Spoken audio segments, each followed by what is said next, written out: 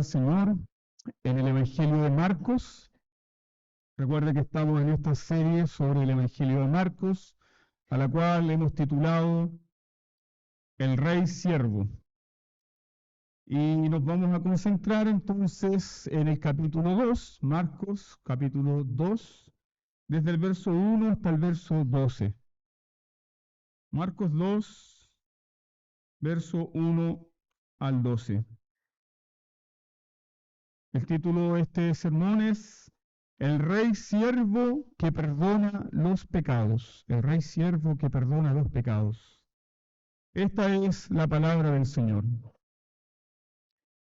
Entró Jesús otra vez en Capernaum después de algunos días y se oyó que estaba en casa. E inmediatamente se juntaron muchos, de manera que ya no cabían ni aún a la puerta, y les predicaba la palabra. Entonces vinieron a él unos trayendo un paralítico que era cargado por 4. Y como no podían acercarse a él a causa de la multitud, descubrieron el techo de donde estaba.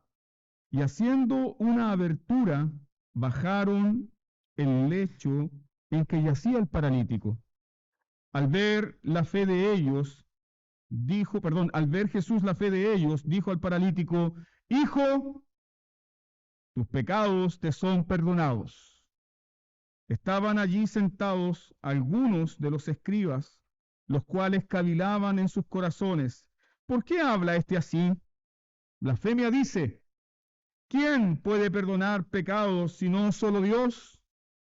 Y conociendo luego Jesús en su espíritu que cavilaban de esta manera dentro de sí mismo, les dijo: ¿por qué caviláis así en vuestros corazones? ¿Qué es más fácil? ¿Decir al paralítico, tus pecados te son perdonados, o decirle, levántate, toma tu lecho y anda? Pues para que sepáis que el Hijo del Hombre tiene potestad en la tierra para perdonar pecados, dijo entonces al paralítico: a ti te digo, levántate, toma tu lecho y vete a tu casa. Entonces él se sentó enseguida y tomando su lecho salió delante de todos, de manera que todos se asombraron y glorificaron a Dios diciendo: nunca hemos visto tal cosa. Amén. Nunca hemos visto tal cosa.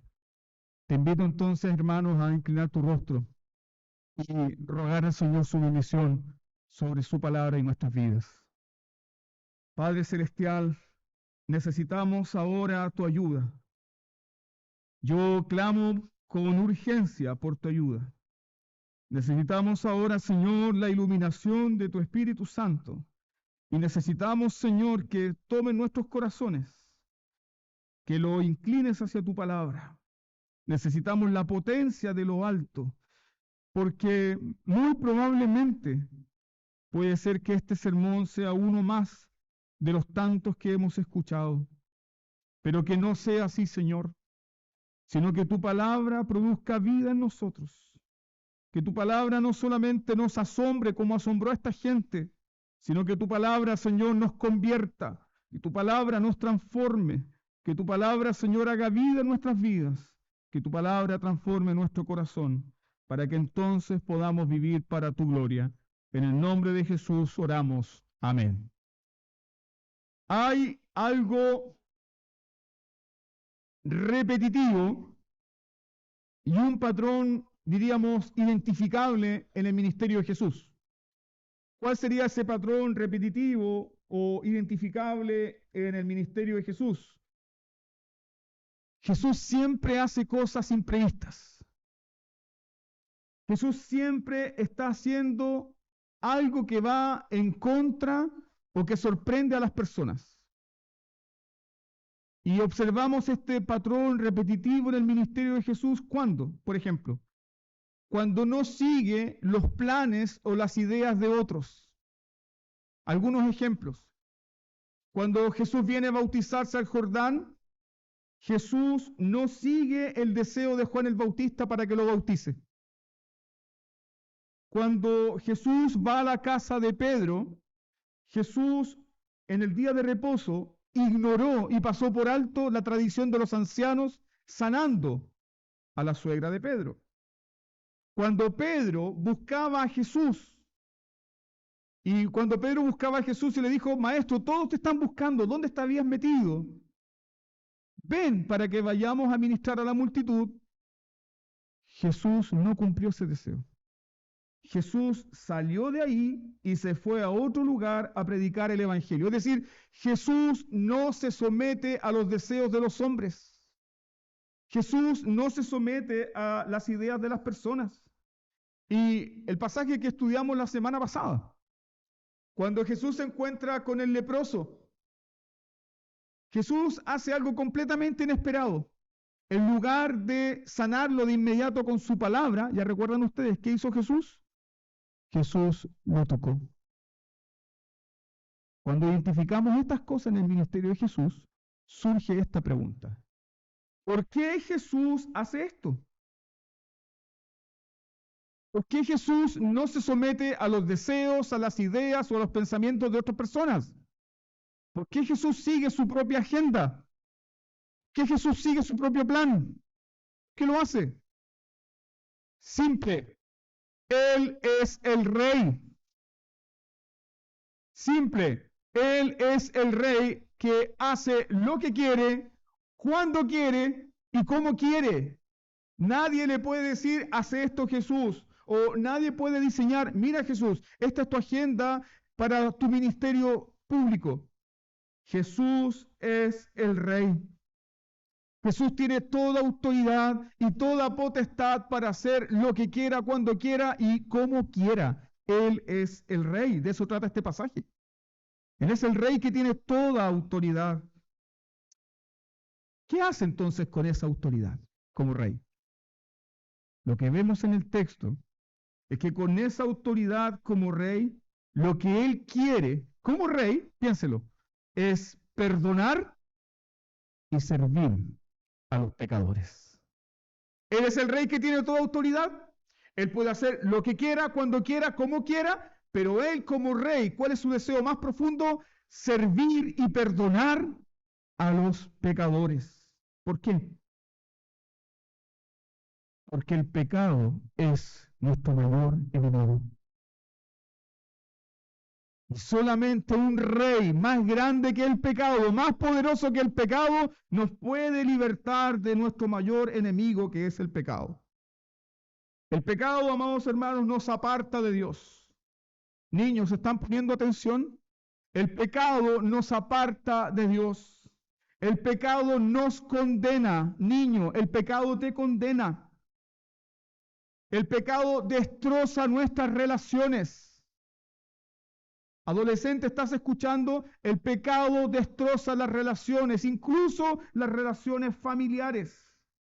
El pecado hace que las personas tomen decisiones horribles. El pecado hace que tomemos malas decisiones. El pecado nos hace actuar de manera perversa y también autodestructiva. ¿Por qué? Porque el pecado es muerte. El pecado es muerte espiritual. El pecado es muerte. Pero muchas personas se acercan a la iglesia o se acercan al evangelio buscando ser libres de las consecuencias del pecado. Yo quiero que ponga atención en esto. Muchas personas se acercan a las religiones, muchas personas se acercan a las iglesias buscando ser libres de las consecuencias del pecado, pero no del poder del pecado. ¿Nota la diferencia? Quieren ser libres de sus malas decisiones. Quieren ser libres de un pasado que les atormenta.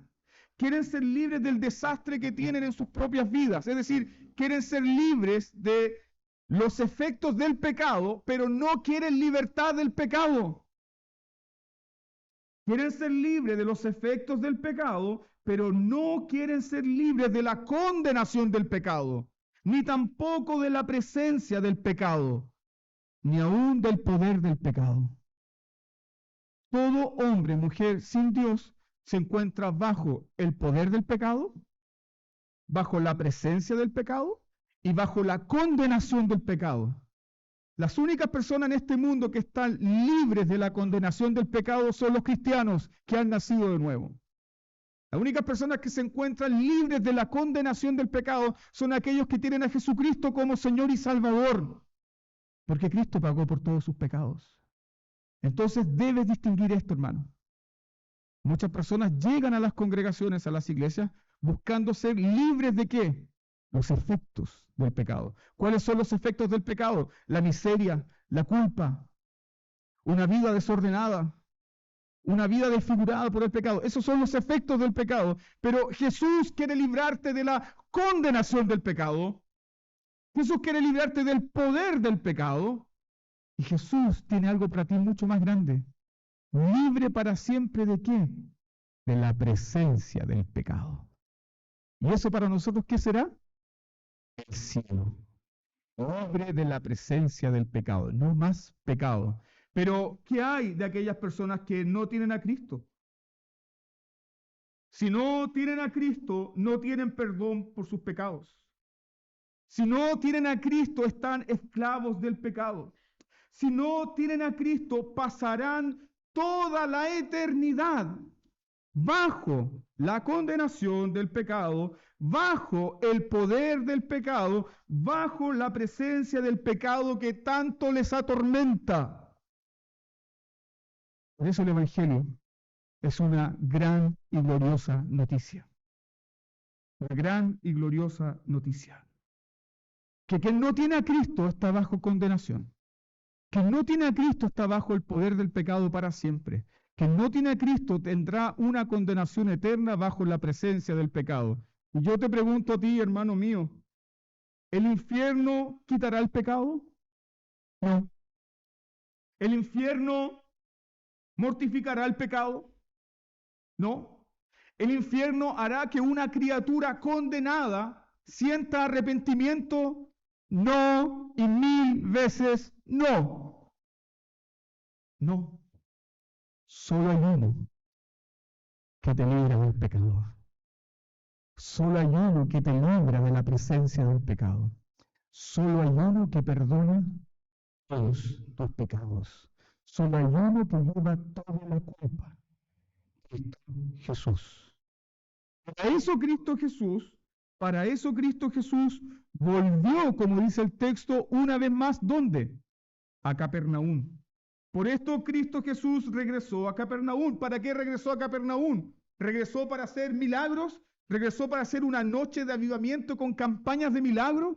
No. Cristo Jesús regresó a Capernaum una vez más para predicar. Pastor, ¿y qué va a predicar Jesús? Jesús es un predicador del Evangelio. G. Campbell Morgan, que era un gran predicador británico, él dijo lo siguiente: Dios dio un solo hijo y hizo que su hijo fuese el predicador del Evangelio. No hay cosa más grande que el Evangelio. Entonces Jesús a Capernaum para predicar el Evangelio antiguo del arrepentimiento y la fe. Para predicar el Evangelio volvió Jesús a Capernaum. Entonces el texto inmediatamente nos anuncia que Jesús no está haciendo milagros, sino que Jesús está ahí para predicar la palabra. Mira el versículo 2. Inmediatamente se juntaron muchos de manera que ya no cabían ni aún a la puerta. ¿Y qué estaba haciendo Jesús? La palabra griega ahí, predicar, es laleo. Es decir, hablando la palabra, predicando directamente la palabra. ¿Qué estaba haciendo Jesús? No estaba contando chistes, no estaba compartiendo, no estaba teniendo un rato de comunión. Él estaba predicando. ¿Qué es lo que salva a las personas? La predicación del Evangelio. La predicación del Evangelio. Jesús estaba predicando las buenas noticias del reino. ¿Cuáles son las buenas noticias del reino? Marcos capítulo 1, versículos 14 y 15. Arrepentíos y convertíos porque el reino de los cielos ha llegado. Y si el reino de los cielos ha llegado, en lógica simple, eso significa una sola cosa: el rey ya llegó. ¿Quién está predicando las buenas noticias del reino? ¿Un abanderado? un heraldo, un mensajero. No. Es el propio rey que le está predicando a los rebeldes: arrepiéntanse porque estoy dispuesto a perdonarles. ¿Lo ve? Es el propio rey que está clamando con toda compasión a los rebeldes pecadores: dejen sus armas de rebelión contra mí y obtendrán perdón y misericordia. ¿Dónde se ha visto eso? Que un rey llegue a las puertas de una ciudad rebelde a golpear y a decirles: arrepiéntanse. ¿Dónde? No obstante, ese mismo rey es aquel que lo vemos en la iglesia de la Odisea diciendo: el que abre la puerta, entraré a él, cenaré con él y él conmigo. Jesús está ahí predicando. Jesús está predicando el Evangelio. Y mientras Jesús predica el Evangelio en Capernaum, probablemente en la casa de ¿quién? ¿Dónde tenía su base misionera Jesús? ¿En casa de quién? En la casa de su discípulo Pedro. Estaba predicando en casa de Pedro y Marcos destaca 3 grupos de personas que llegaron a escucharlo. Número 1, una multitud que rodeó la casa. Marcos nos dice que no hay entrada posible, no hay acceso. Una multitud que rodeó la casa. Ese es el primer grupo. Segundo grupo, personas que tienen necesidad urgente de Jesús. Personas que tienen necesidad urgente de Jesús, que son 5 hombres. Uno de ellos paralítico y 4 buenos amigos que lo están cargando. Pero también hay otro grupito ahí. Hay otro grupo que ha llegado también a escuchar a Jesús. Pero este grupo no llegó a escuchar a Jesús con humildad. Este grupo no llegó a escuchar a Jesús con deseo de ser salvos. Este grupo no llegó a escuchar a Jesús con el deseo de recibir perdón. Este grupo llegó a escuchar a Jesús para investigar qué es lo que está enseñando Jesús. Podríamos decir que aquí llegó el consejo para la preservación y pureza de la doctrina, enviado ¿desde dónde? Desde Jerusalén. ¿Quiénes son? Mira el versículo 6. Estaban allí sentados algunos de los escribas, los cuales cavilaban en sus corazones. ¿Quiénes son los escribas? Los escribas son los maestros de la ley. Los escribas son los enseñadores de la ley. Los maestros son los que tienen el poder religioso, teológico, sobre todo lo que se enseña en Jerusalén. Son los rabinos. Ellos son los que dan las credenciales. ¿Quién puede ser un maestro y quién no puede ser un maestro? Ahí están los escribas. Ahora debemos preguntarnos lo siguiente: ¿por qué llegaron los escribas a escuchar a Jesús? Marcos ya ha dado 2 señales. Por causa de tantos milagros, la fama de Jesús, ¿qué ha ocurrido con su fama? Se ha extendido por toda la región, ¿sí? Primera señal. Segunda señal, lo vimos el domingo pasado. ¿Qué fue lo que el Señor Jesucristo le ordenó al leproso?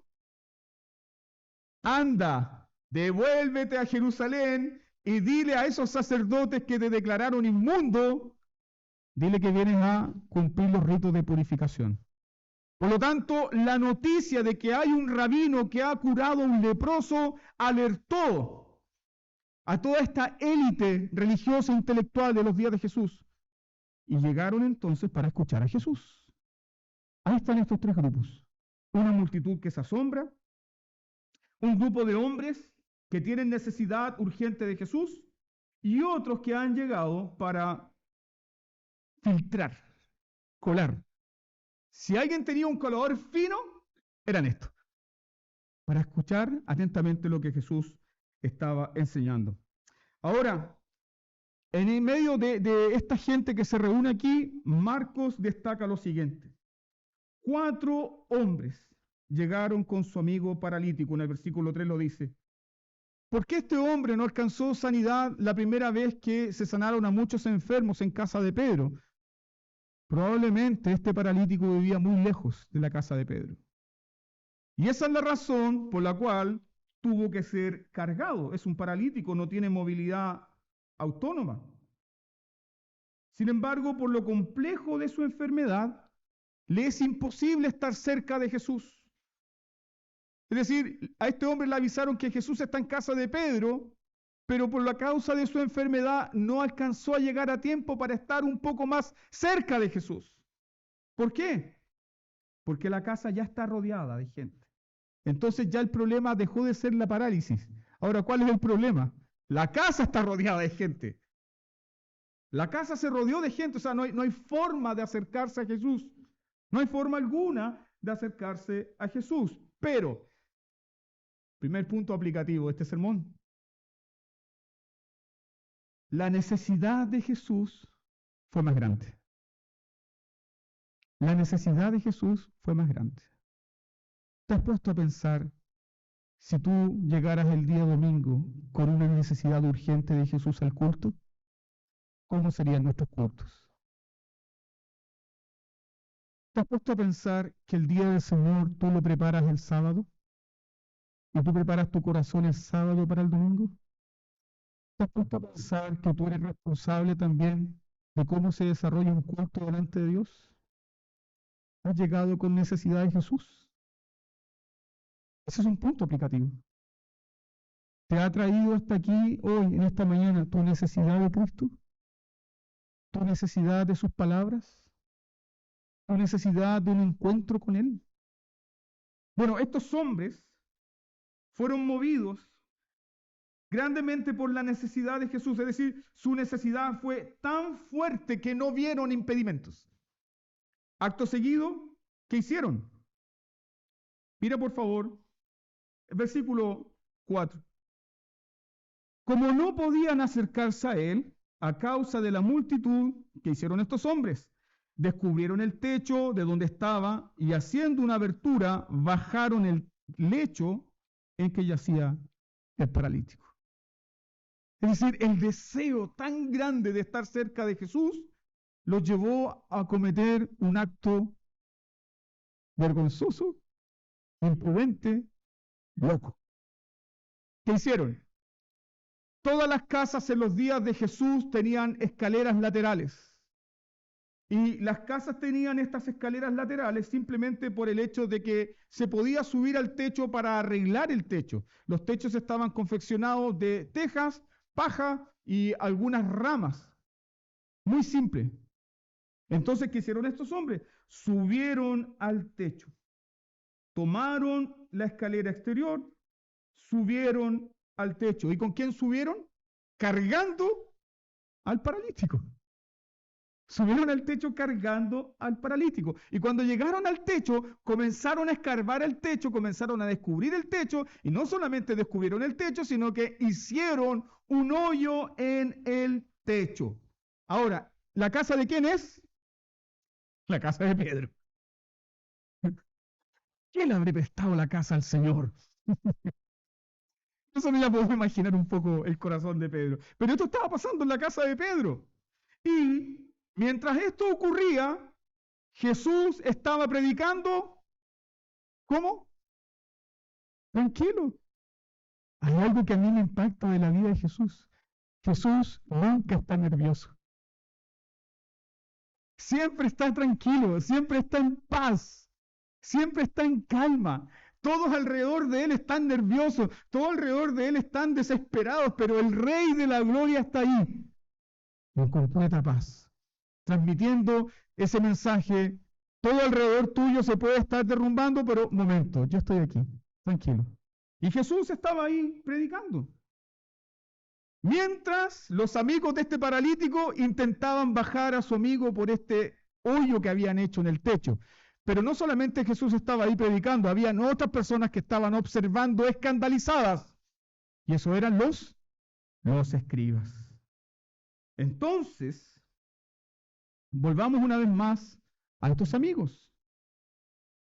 Estos amigos, cuando vieron la multitud, no dijeron, no es la voluntad del Señor, no es del Señor. Así que mejor nos vamos porque está todo lleno, imposible llegar. Así que yo creo que no es del Señor, me voy. Los amigos no dijeron eso. Estos amigos tampoco dijeron, no es la providencia de Dios. Porque si fuese la providencia de Dios, habría un lugar para nosotros. No. ¿Qué dijeron estos amigos? Ellos dijeron, ahí está Jesús, y Jesús es la única respuesta a nuestro problema. Vamos a entrar. Aunque sea por la fuerza, vamos a entrar. ¿Te das cuenta de este componente de la fe? Fe. La fe sin obras es muerta. La fe es completamente activa. La fe no es pasiva. La fe es activa. La fe que cree que Jesús es el único camino no ve obstáculos. Esa es la misma fe de la mujer que se entera que Jesús va caminando por la calle y sale al encuentro, y esta mujer dice, si tan solo tocara el borde de su manto, yo sería sana. Es la misma fe de Jairo. Cuando a Jairo le dicen, deja tranquilo al maestro porque tu hija murió. ¿Pero qué le dice el maestro? Tranquilo, la niña duerme. Acto seguido, ¿qué hizo Jairo? Vamos, señor, a mi casa. La fe no es pasiva, la fe es activa. La fe que cree que Jesús es el único camino no ve obstáculos. La fe que cree que Jesús es el único camino también es una fe sacrificial. Yo quiero que destaque eso. ¿Por qué es una fe sacrificial? Bueno, estos amigos subieron al techo, rompieron el techo. Y es una fe sacrificial, ¿por qué? Porque alguien tiene que pagar la factura, ¿no? Sí. Muy Pedro será, pero Pedro va a cobrar el hoyo del techo. ¿Qué quiere decir esto? La fe está dispuesta a hacer sacrificios. La fe verdadera, la fe genuina está dispuesta a pagar el precio. La fe que trae el poder de Cristo al mundo es una fe que está dispuesta a pagar el precio. Es una fe que está dispuesta a asumir el costo. Muchas veces nosotros no vemos milagros, no vemos la mano de Dios obrar en nuestras vidas por nuestra poca y débil fe, porque no queremos sufrir, porque no queremos pagar el precio, porque no queremos pagar el costo. Pero la fe genuina, la fe bíblica, es una fe que está dispuesta a pagar el precio. Si quieres ver la obra de Dios, tienes que pagar. Sí, es gratis, pero ¿qué te va a costar? Toda tu vida. Si alguno quiere ser mi discípulo, níguese a sí mismo. Tome su cruz y luego sígueme. Entonces, la fe que trae el poder de Cristo es una fe que está dispuesta a pagar el precio. Ahora, ¿qué hicieron estos hombres? Ellos estuvieron dispuestos a pagar el precio. Ellos estuvieron dispuestos a cargar a su amigo, estuvieron dispuestos a subir al techo, estuvieron dispuestos a romper el techo. ¿Por qué lo hicieron? Porque ellos creyeron que el rey estaba ahí. Porque ellos creyeron que el rey estaba ahí. ¿Qué nos enseña la Biblia con respecto a la fe? Ellos lo hicieron porque sin fe es imposible agradar a Dios. Sin fe es imposible agradar a Dios, porque es necesario que quien se acerca a Dios debe creer que le hay. Ellos lo hicieron porque creyeron que Dios es galardonador de los que le buscan. Esa es fe, hermanos, pura fe. Ahora, nosotros podemos discutir esto. ¿Fue tosco lo que hicieron? ¿Se imaginan ustedes aquí predicando en nuestra reunión bien solemne y de pronto aparecen 4 cabezas ahí por un hoyo? ¿Qué diríamos? Los diáconos, sáquenlo inmediatamente. ¿Sí o no? No reaccionaríamos de buena manera. ¿Fue tosco lo que hicieron estos hombres? Sí. ¿Fue tosco? ¿Fue bruto lo que hicieron? Absolutamente. ¿Fue bruto?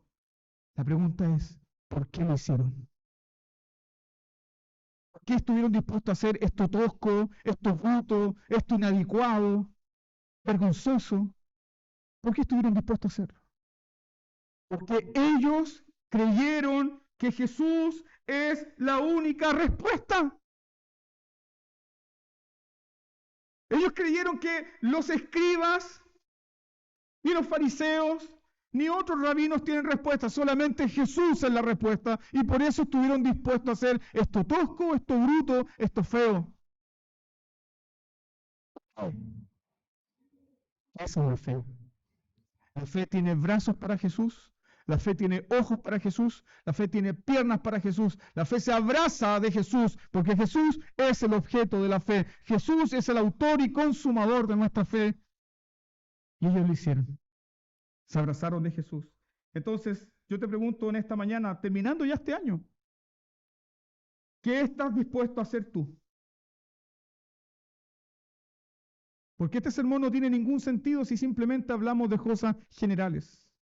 ¿Qué estás dispuesto a hacer tú? ¿Qué precio estás dispuesto a pagar tú? ¿Qué obstáculos estás dispuesto a enfrentar tú para llevar a otros a Jesús? ¿Sí? No me responda a mí. Respóndale al Señor que está mirando su corazón. ¿Qué estás dispuesto a hacer? ¿Qué estás dispuesto a hacer para llevar a otros a Jesús? Ahora mira con atención el versículo 5. ¿Qué ocurrió? Sabemos que todo lo que hicieron ellos lo hicieron por fe, porque Marcos lo destaca en el versículo 5. Al ver Jesús la fe de ellos. Al ver Jesús la fe de ellos. Si tú hubieses estado en esa reunión, en esa mañana, ¿qué hubieses visto tú? ¿Tú ves el polvo? ¿Tú ves el desastre? ¿Tú ves lo bruto, lo tosco? ¿Tú ves la imprudencia? Pero Jesús, ¿qué vio? Jesús vio la fe. Jesús vio la fe de estos hombres. Y cuando Jesús vio la fe de estos hombres, y cuando Jesús vio que estas 4 cabezas estaban descendiendo a un hombre en una camilla, Jesús al contemplarlos, Jesús paró la predicación y dijo: hijo, tus pecados te son perdonados. Jesús no se molestó. A Jesús no le molestan estas cosas. A Jesús no le molestan los atrevimientos. El reino de los cielos es de los valientes. Los valientes. Muchas veces el cristiano ha tenido que hacer cosas así, que a veces el mundo juzga como locas, como atrevidas. Son solamente actos de fe. Entonces Jesús le dijo: hijo, tus pecados te son perdonados. Ahora pensemos un momento en esta declaración. 4 amigos que llevan a un paralítico para que Jesús lo sane, hicieron todo este esfuerzo, rompieron el techo, cargaron a su amigo, lo bajaron delicadamente para escuchar ¿qué cosa? Hijo, tus pecados son perdonados. Gracias Jesús, pero nosotros necesitamos que sanes a nuestro amigo. Es cruel, ¿no? Parece cruel, ¿cierto? Pero observe lo siguiente. Parece cruel. Pero ellos guardaron silencio. ¿Qué habíamos aprendido el domingo pasado respecto a la fe? La fe también es humilde. Si quieres, Señor. Si quieres, Señor. Ellos guardaron un humilde silencio. Ellos no pensaron que las palabras de Jesús fueran irrelevantes. Ahora, ¿por qué no pensaron que las palabras de Jesús fueran irrelevantes? Dentro de la cultura judía se entendía o se asumía que las enfermedades eran efectos ¿de qué? Efectos del pecado. Jesús dice no. ¿Recuerdan la sanidad del ciego? ¿Quién pecó? ¿Este o sus padres para que naciera así? ¿Qué dijo Jesús respecto a esa enfermedad? No, este nació así para que en él se glorificara el poder de Dios. Pero en ciertos casos sí sabemos que hay enfermedades asociadas al pecado. Pero este no era el caso. No era el caso. Y ellos guardaron silencio. Y Jesús dijo, hijo, tus pecados te son perdonados. ¿Por qué Jesús dijo esto? ¿Por qué Jesús, antes de decirle, hijo, yo te sano, dice, hijo, tus pecados te son perdonados? Porque la más grande necesidad de ese paralítico no era sanidad. La más grande necesidad de ese paralítico era el perdón de sus pecados. El perdón de nuestros pecados es más grande que cualquier sanidad. El perdón de nuestros pecados es más grande que cualquier prosperidad. Tu problema no es la falta de trabajo. Tu problema no es familiar. Tu problema no es la falta de recursos, la falta de salud. Tu problema más grande, tu necesidad más grande es el perdón de todos tus pecados. Esa es tu necesidad más grande. Entonces Jesús ve lo que nosotros no podemos ver. ¿Por qué? Es evidente. Porque este paralítico, ¿qué oportunidades materiales tiene de pecar? ¿Puede robar? Paralítico. ¿Puede fornicar? ¿Puede adulterar? ¿Puede matar? Probablemente no, si es un paralítico.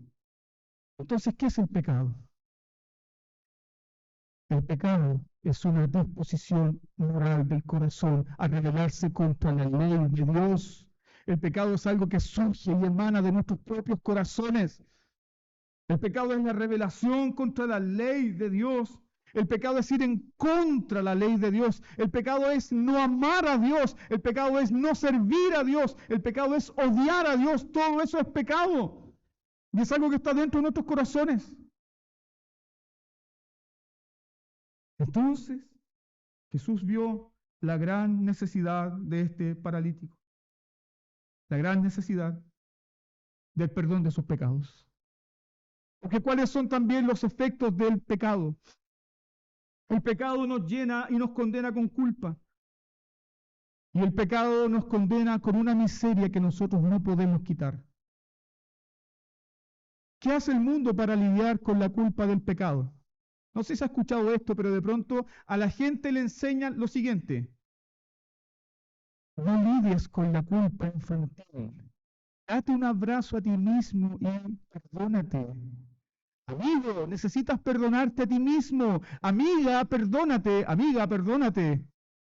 No cargues con tanta culpa. Tienes que perdonarte a ti misma. ¿Te puedes perdonar a ti mismo?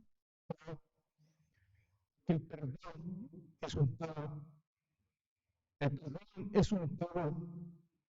El perdón es un pago por la culpa. Y la culpa no es un sentimiento, la culpa es deuda.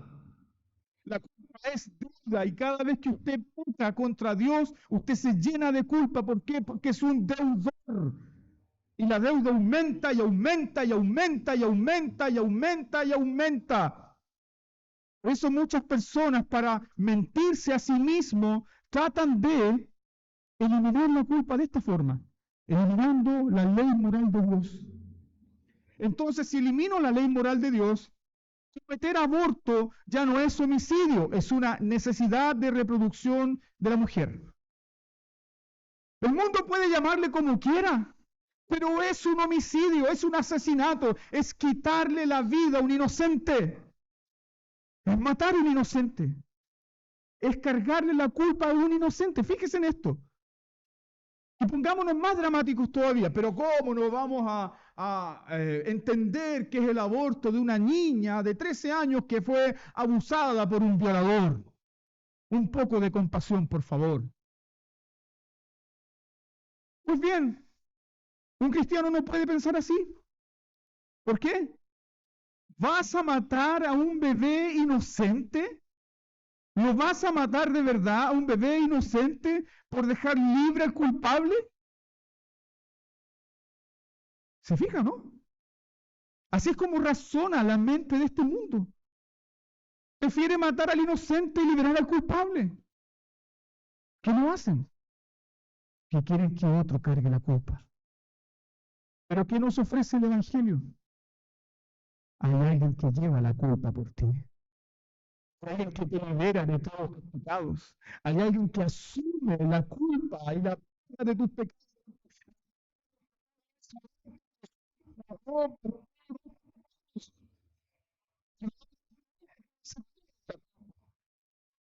Eso es la necesidad más grande del ser humano, es el perdón de nuestros pecados que nos quita la culpa y la miseria. Entonces Jesús enseña que la necesidad del paralítico es la necesidad más urgente de todas las personas que están aquí reunidas esta mañana.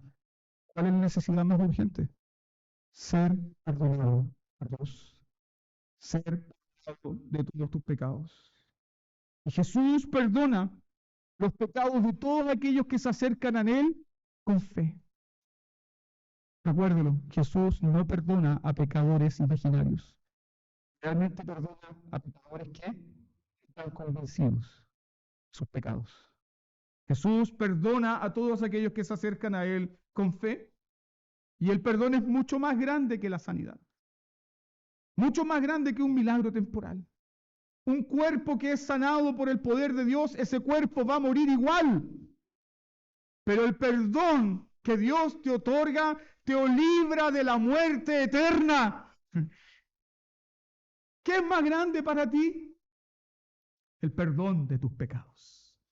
Pero muchas veces nosotros en nuestra mente infantil, en nuestra mente inmadura, tomamos el perdón de nuestros pecados como algo ordinario. Muchas veces nos afligimos porque no tenemos bienes materiales. Muchas veces nos afligimos porque no disponemos de ciertas cosas. No nos afligimos por el pecado. No nos afligimos por el perdón de nuestros pecados. Tomamos el pecado como algo ordinario. Entonces, Jesús demuestra que el perdón de los pecados es la necesidad más grande de este paralítico. Jesús es el único que libra de la pena del pecado. ¿Cómo? A través del derramamiento de su sangre. Jesús es el único que nos libra de el poder del pecado. ¿Cómo? Santificándonos. Y Jesús es el único que nos librará de la presencia del pecado. ¿Cuándo? Cuando seamos resucitados y glorificados juntamente con Él. Eso es lo que Jesús te ofrece. Eso fue lo primero que reveló Jesús. Pero también Jesús revela su autoridad mesiánica. Al decir, hijo, tus pecados te son perdonados, Jesús está revelando su autoridad mesiánica. ¿Y a quiénes quiere revelar su autoridad mesiánica? A los escribas que están ahí mirando a Jesús con mucha atención.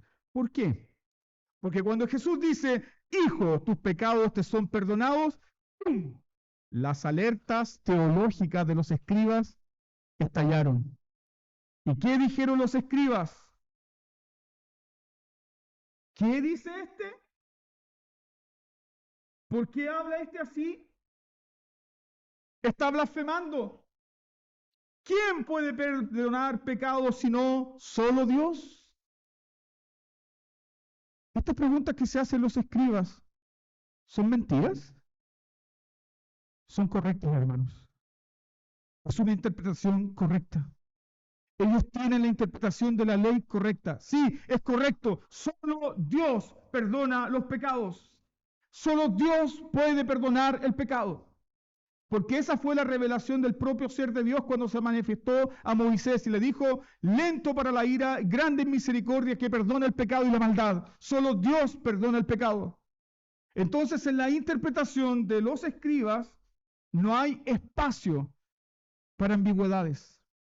Solo Dios perdona el pecado. Por lo tanto, si solo Dios perdona el pecado y Jesús es un simple hombre, Jesús está blasfemando. Y si Jesús está blasfemando, entonces Jesús es digno de muerte. Yo me imagino a estos escribas buscando piedras ahí. Listo. Además, el pensamiento de los escribas se endurece y se vuelve más radical. ¿Por qué? Porque Jesús pronuncia el perdón sin ninguna oración intercesora. Piénsalo. Jesús dice, hijo, tus pecados te son perdonados. Jesús no está orando a Dios por el perdón de ese hombre. Jesús no está actuando como un sacerdote, en la base de que los sacerdotes podían declarar el perdón, siempre y cuando hubiese arrepentimiento. Pero Jesús no hace nada de eso. Jesús perdona los pecados por su propia autoridad. Entonces, en la mente de los escribas, eso es imposible. Eso es imposible. Realmente Jesús está blasfemando. Y si lo pensamos de acuerdo a la lógica de las Escrituras, Jesús realmente está blasfemando. Salvo si Jesús es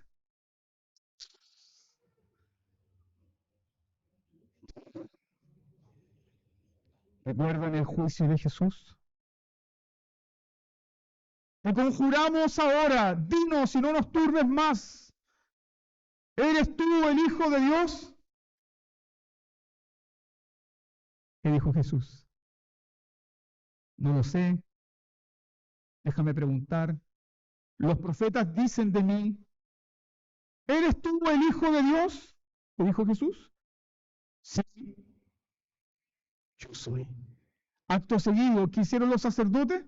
Rasgaron su vestidura y dijeron, es digno de muerte, es un blasfemo. ¿Pero estaba blasfemando? No, él estaba diciendo la verdad, él estaba cumpliendo la ley, porque el tercer mandamiento dice, no tomarás el nombre del Señor tu Dios en vano. Y Jesús nunca, nunca, nunca tomó el nombre de Dios en vano. Él estaba diciendo la verdad.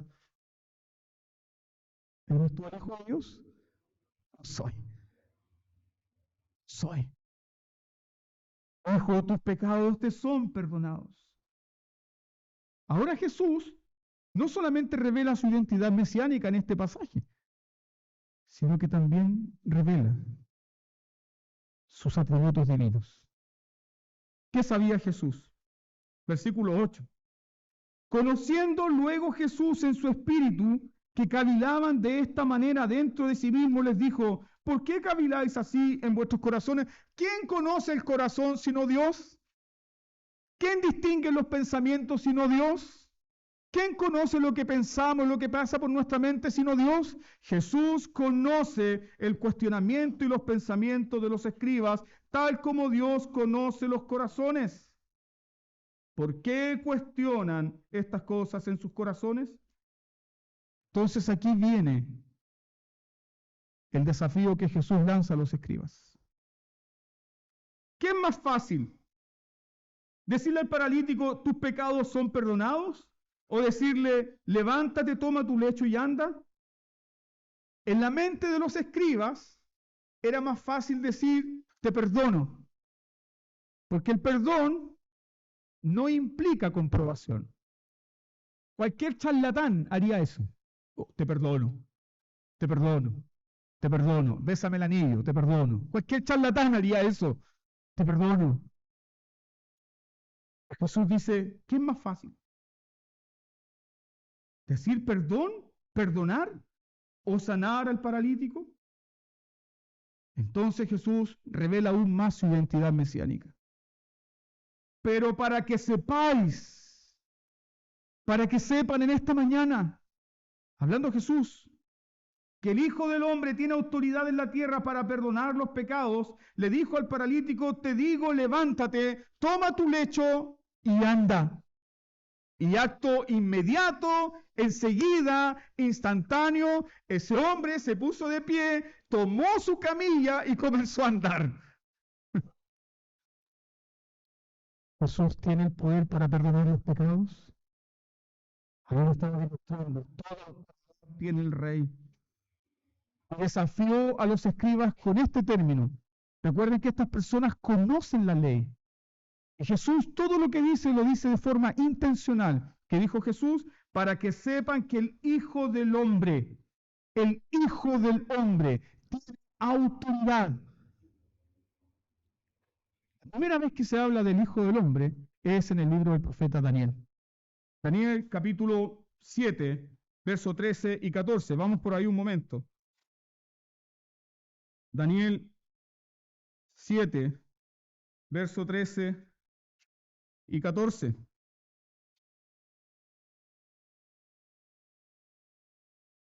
Miraba yo en la visión de la noche, Y aquí con las nubes del cielo venía uno como hijo de hombre, que vino hasta el anciano de días, y le hicieron acercarse delante de él, y le fue dado dominio, gloria y reino para que todos los pueblos, naciones y lenguas le sirvieran.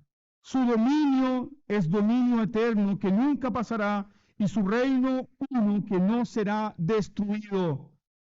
Por lo tanto, si los escribas conocían la ley, cuando Jesús dijo, el Hijo del Hombre tiene toda autoridad, ¿qué deben haber dicho estos hombres? Él es no un hombre. Él es el Hijo del Hombre. Él es el Hijo del Hombre que tiene toda autoridad. Él es el Hijo del Hombre que tiene toda autoridad. ¿Pero qué hicieron? ¿Qué hace la mente carnal? ¿Qué hace el corazón que no ha sido iluminado por el Espíritu Santo? Odia a Dios. Rechaza a Jesús. ¿Qué hicieron estos escribas? Mira en tu Biblia, por favor. Marcos capítulo 3, porque todo este pasaje llega hasta el capítulo 3. Anda al versículo 6. Y salidos los fariseos, tomaron consejo los herodianos contra él. ¿Para qué? Para destruirlo. Tenían todas las pruebas, hermanos. Los profetas decían, cuando el Mesías venga, el cojo saltará. Cuando el Mesías venga, los ciegos verán. Cuando el Mesías venga, la lengua de los mudos se desatará. Cuando el Mesías venga, el oído de los sordos oirá. Cuando el Mesías venga, los más pobres se regocijarán en él. Cuando el Mesías venga, la ciudad atestada en tinieblas verá gran luz. Y ellos, teniendo todas estas evidencias, eligieron no creer. ¿Sabes qué es lo terrible de esto? Que puedes tener las escrituras en tus propias manos y aún así decidir no creer en Jesús. Eso es lo terrible. ¿Sabes lo terrible de esto? Que tú puedes escuchar la obra de Jesús, las maravillas de Jesús, maravillarte en las obras de Jesús y al final del día no creer en Cristo, rechazarlo, no servirlo. Marcos deja registrada esta terrible historia con esto. ¿Por qué fue grande la sanidad del paralítico? Sí. ¿Fue grande el perdón del paralítico? Sí. ¿Fue maravillosa la revelación mesiánica de Jesús? Sí. Pero ¿cómo termina la historia? Versículo 12. Entonces él se levantó enseguida y tomando su lecho salió delante de todos, de manera que todos se asombraron y glorificaron a Dios diciendo, nunca hemos visto tal cosa. ¿Alguien se convirtió? ¿Alguien se convirtió aquí? Nunca hemos visto tal cosa. ¿Alguien se convirtió? Solo uno se fue perdonado a su casa, junto con sus amigos. Pero yo te pregunto, el resto de la multitud, porque la multitud está hablando, nunca hemos visto tal cosa. Hubo asombro, pero no hubo conversión. Hubo asombro, pero no hubo conversión. La gente de Capernaum fue expuesta a la predicación fiel del Evangelio. La gente de Capernaum vieron grandes milagros del poder de Jesús. ¿Creyeron? No. ¿Sabe lo que Jesús dijo de Capernaum? Permíteme leerlo. Mateo 11, 23 y 24. Y tú, Capernaum, que eres levantada hasta el cielo, hasta el Hades serás abatida. Porque si en Sodoma se hubieran hecho los milagros que han sido hechos en ti, habría permanecido hasta el día de hoy. Por tanto, os digo que en el día del juicio será más tolerable el castigo para la tierra de Sodoma que para ti, porque al que Dios más le da, más le demanda. ¿Recibió gran luz Capernaum? Sí. Yo te pregunto, ¿cuánta luz del Señor has recibido durante este año? ¿Tendremos nosotros excusa en el día del juicio? ¿Tendremos excusa?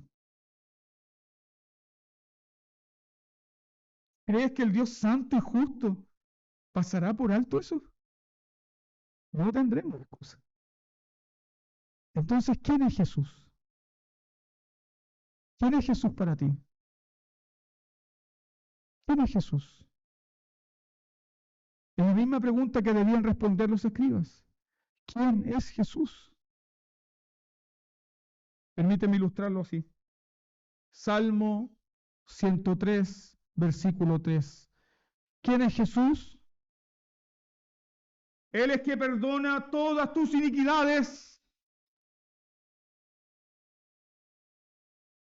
¿Y quién sana? Todas tus dolencias. Si ellos conocían la ley, si ellos conocían la escritura, ellos debían haberse arrodillado, haberse postrado, haberse arrepentido y haberle dicho a Jesús, perdóname.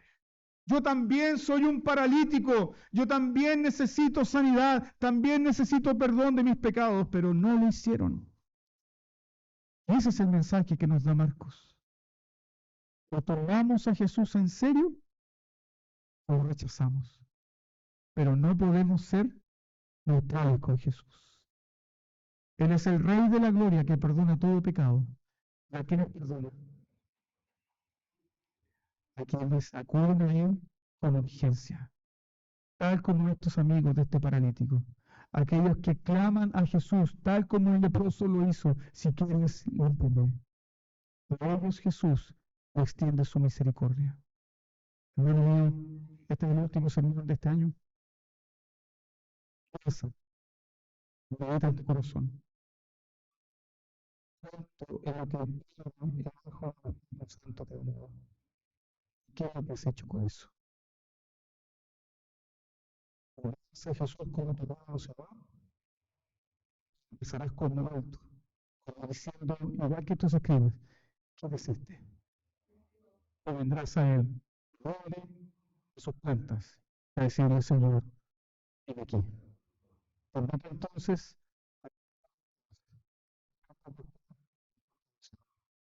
gracias al Señor por su palabra.